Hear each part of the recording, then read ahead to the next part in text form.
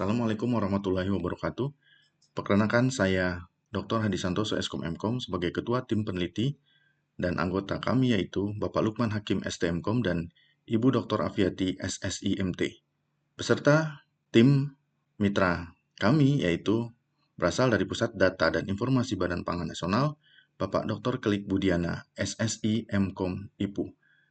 Penelitian ini kami mengajukan judul yaitu visualisasi prediksi konsumsi bahan pokok beras untuk kebutuhan masyarakat Jakarta menggunakan algoritma random forest pada Institusi Pangan Indonesia yang dilaksanakan pada tahun akademik genap 2023-2024. Adapun latar belakang alasan kami mengambil judul ini adalah beras merupakan bahan pokok utama masyarakat Indonesia. Hampir 90% masyarakat Indonesia mengkonsumsi beras. Peran pemerintah sangat penting dalam pengendalian atau pengawasan serta pendistribusian beras ke berbagai wilayah di Indonesia. Berdasarkan data Kompas tahun 2021-2023, rata-rata stok beras melalui Pasar Induk Cipinang, Jakarta, pernah menyentuh di angka 30.000 ton, kini bahkan di bawah 25.000 ton. Secara data beras nasional, mengalami penurunan akibat penurunan produksi. Selama bulan Juli sampai dengan bulan September 2023, mengalami defisit beras mencapai 150.000 ton sampai dengan 170.000 ton. Penurunan produksi serta defisitnya bahan pokok ini harus menjadi perhatian penting dalam pengaturan stabilitas nasional, sehingga masyarakat tidak mengalami kesulitan dalam mengkonsumsi beras. Ketersediaan beras pada suatu daerah akan berdampak ketidakstabilan perekonomian bangsa. Berdasarkan hasil kerjasama dengan Badan Pangan Nasional yang memberikan data sebanyak 5.000 dataset tentang ketersediaan dan kebutuhan beras DKI Jakarta. Data ini menjadi acuan dalam membangun aplikasi visualisasi prediksi konsumsi beras dalam memberikan kemudahan pola kebutuhan konsumsi beras di setiap wilayah DKI Jakarta. Latar belakang dari penelitian ini juga dijelaskan pada gambar berikut ini. Bisa kita lihat pada gambar, yaitu terjadinya surplus atau defisit beras pada bulan Januari sampai dengan Juli 2023 yang merupakan angka perkiraan sementara. Bisa kita lihat pada surplus atau defisit produksi beras, konsumsi beras, itu pada Januari minus 1,09, kemudian pada bulan Februari minus 0,16, dan terjadi surplus pada bulan Maret di tahun 2022 2,98. Dan ini memberikan angka rata-rata pada tahun 2022 sampai dengan 1,34. Berikutnya pada bulan Januari 2023 terjadi defisit minus 1,2 dan terjadi surplus pada bulan Februari 0,32 dan surplus pada bulan Maret 2023 yaitu 2,58. Begitu seterusnya. Jadi ini adalah gambaran perkiraan surplus atau defisit beras yang data ini kami peroleh dari Badan Pangan Nasional berdasarkan data KSA BPS pada bulan April 2023. Berikutnya adalah tinjauan pustaka. Tinjauan pustaka ini kami peroleh berdasarkan data-data paper yang kami peroleh dari hasil kami baca, yaitu dengan judul Implementasi Algoritma Random Forest Regression untuk memprediksi panen padi di Desa Minanga, yang bisa dilihat bahwa subjeknya adalah Desa Minanga dengan prediksi panen padi dengan kriteria luas lahan, jumlah bibit, jenis pupuk, curah hujan, dan hama dan gulma. Nah, metode yang digunakan pada penelitian ini yaitu random forest regression. Adapun hasilnya dengan nilai perbandingan hasil prediksi dengan aktual, nilai MAPE diperoleh nilai L terkecil pada 9 pohon yaitu 4,884%. Dan evaluasi kinerja random forest yaitu 95,11%.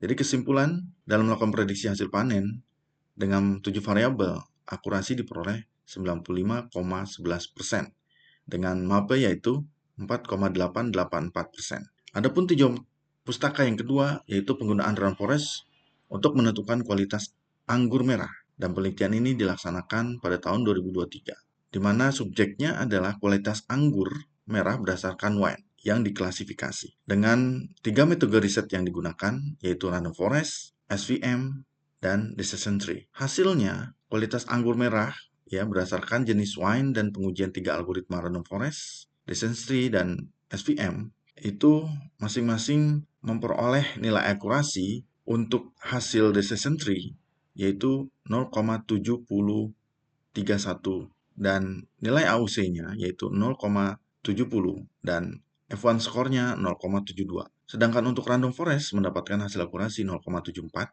AUC-nya yaitu 0,74 dan F1 skornya sebesar 0,74. Dan untuk algoritma super vector machine atau SVM mendapatkan hasil akurasi sebesar 0,65, AUC 0,63, dan F1 score sebesar 0,70. Untuk berikutnya, adapun tinjauan pustaka yang kami baca atau kami peroleh yaitu Random Forest for Rice Field Mapping and Prediction using Sentinel-2 Data with Google Earth Engine. Ini penelitian ini dilaksanakan pada tahun 2022. Adapun subjeknya yaitu adalah pertanian di wilayah Guangzhou, Cina, dengan prediksi pangan padi dengan data citra satelit Sentinel-2. Adapun hasilnya, prediksi dengan menggunakan data Sentinel menghasilkan nilai akurasi tinggi pada random forest dan menghasilkan tampilan visual landscape, lahan pertanian, dan menghasilkan prediksi panen yang cukup baik. Berikutnya adalah penelitian dengan judul Rice and Wheat Yield Prediction in India using Decision Tree and Random Forest pada tahun 2023.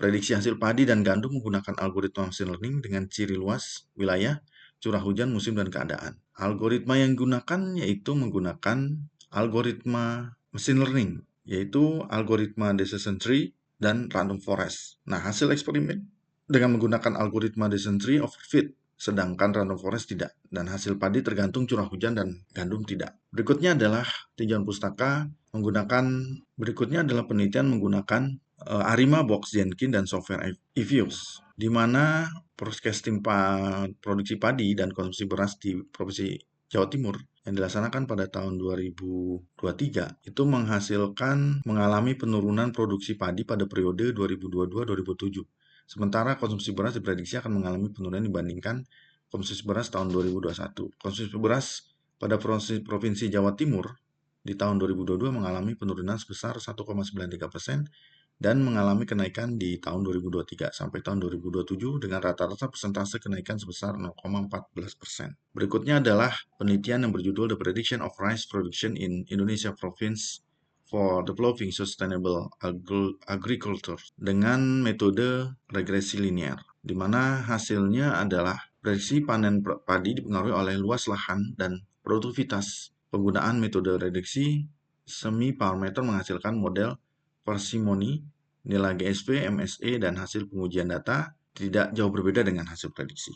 Berikutnya adalah kita membahas mengenai metode. Berdasarkan hasil tinjauan pustaka yang telah dijelaskan tadi, dengan alasan itu kami menggunakan random forest. Dari kesimpulan yang kami dapatkan, yaitu pertama adalah random forest itu menghasilkan ketahanan terhadap overfitting. Jadi random forest mengurangi resiko overfitting dibandingkan dengan decision tree atau decision tree biasa. Dengan akuratan tinggi, random forest cenderung memberikan akurasi prediksi yang tinggi dibandingkan metode pembelajaran mesin lainnya. Fleksibel dalam penggunaan, random forest dapat digunakan untuk tugas klasifikasi maupun regresi. Berikut adalah metode, jadi alur penelitian untuk prediksi bahan pokok beras, di mana alur ini dimulai dari pengumpulan data, yang datasetnya diperoleh dari Badan Pangan Nasional, ya pusat data Badan Pangan Nasional. Kemudian kami lakukan pre-processing, yaitu cleaning dan crawling data. Terus kemudian kami buatkan aplikasi,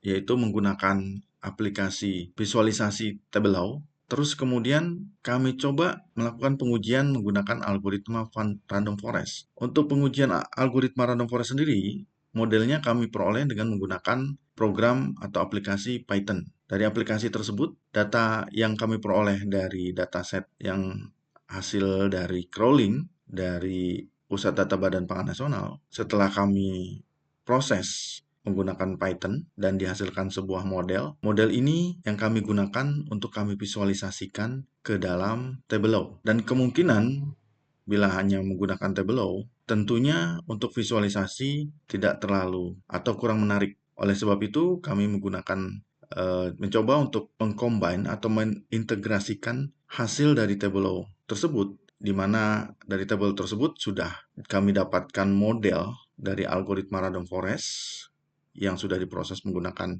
aplikasi Python atau program Python. Kami masukkan ke dalam atau kami integrasikan ke dalam Fromrock Laravel dan menggunakan database MySQL, sehingga didapatkan model visualisasi yang lebih menarik berbasis website. Adapun hasil yang dapat kami tampilkan yang telah kami buat yaitu seperti ini. Dan ini masih dalam kami tampilkan menggunakan localhost, di mana ini adalah halaman utama aplikasi prediksi visualisasi konsumsi beras, bahan pokok beras.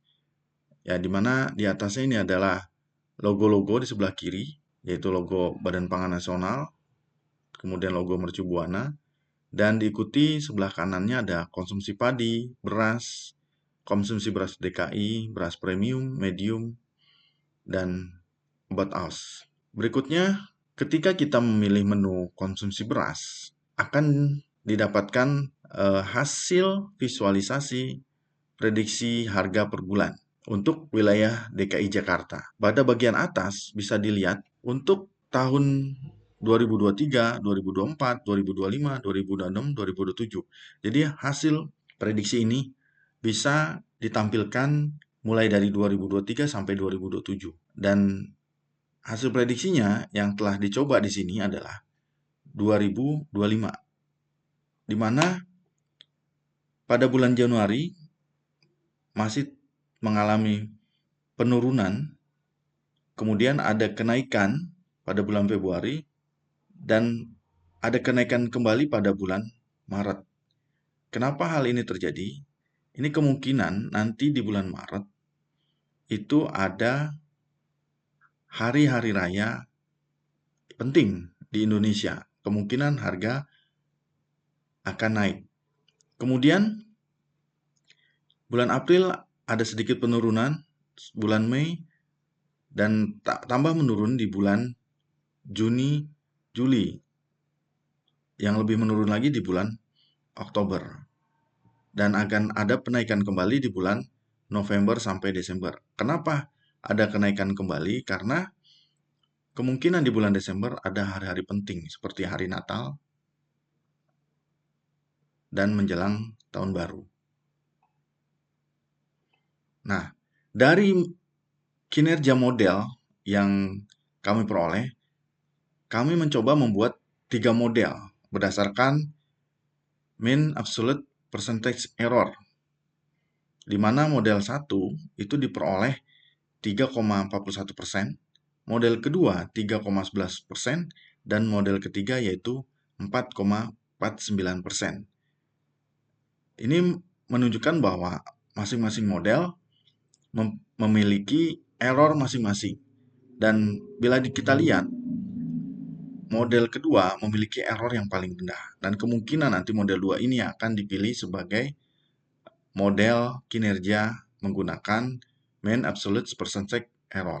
Berikutnya, dari ketiga model tersebut kami coba juga menggunakan kinerja model by root mean square error, di mana model kedua tetap model yang paling rendah, yaitu errornya berada di 6,15%, sedangkan model yang paling tinggi ada di model ketiga yaitu 6,98%, dan model yang berikutnya, tertinggi berikutnya yaitu adalah 6,38%, yaitu model 1. Dari hasil prediksi secara aktual, dari data-data yang diperoleh, ini adalah menunjukkan bahwa masing-masing di tahun 2019 bulan Januari dengan perbedaan tanggal, yaitu ada di tanggal 12, tanggal 2, tanggal 3 tahun 2020 sampai berikutnya.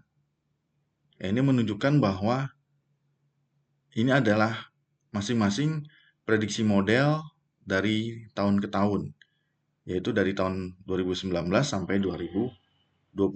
Nah, bisa kita lihat dari hasil penelitian tadi, itu memberikan gambaran bahwa terdapat relevansi antara penelitian dengan mata kuliah yang akan diajarkan di kelas, di mana tema dan materi pada pelaksanaan penelitian ini sangat-sangat memiliki relevansi dengan mata kuliah pada mata kuliah pengantar data mining lanjut, dan pengantar data science yang diajarkan di Fakultas Ilmu Komputer Universitas Mercu Buana, khususnya pada program studi informatika. Relevansi penelitian ini dengan mata kuliah itu menjelaskan mengenai prediksi bahan pokok beras menggunakan algoritma random forest.